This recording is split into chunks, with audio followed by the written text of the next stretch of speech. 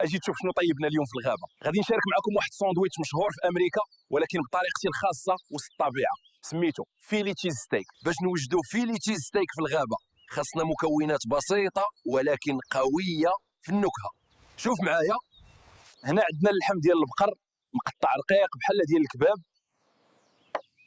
وهنا البصله مصلده غادي تعطي الحلاوه ملي تتشحر، وهذه الفلفله خضراء وطريه غادي تزيد اللون والنكهه،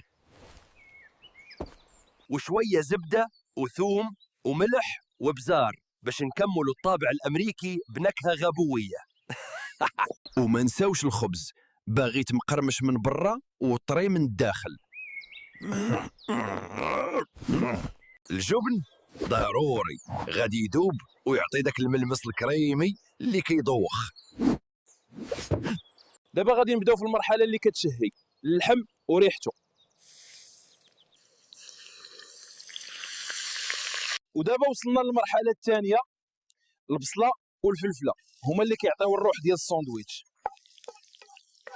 دابا جا الوقت باش نزادوا الجبن، راه هذه هي اللحظه اللي كدير الفرق. شوف معايا، نحطوا شرائح الجبن فوق الخليط، ودابا غادي نوجد الخبز باغي طري من الداخل ومقرمش من برا. نفتحوه بشويه وندهنوه بشويه زبده ونسطحوا على النار باش يتحمر.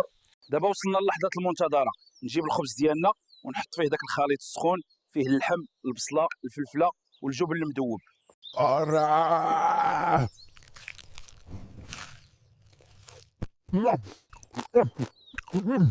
واعر صراحه.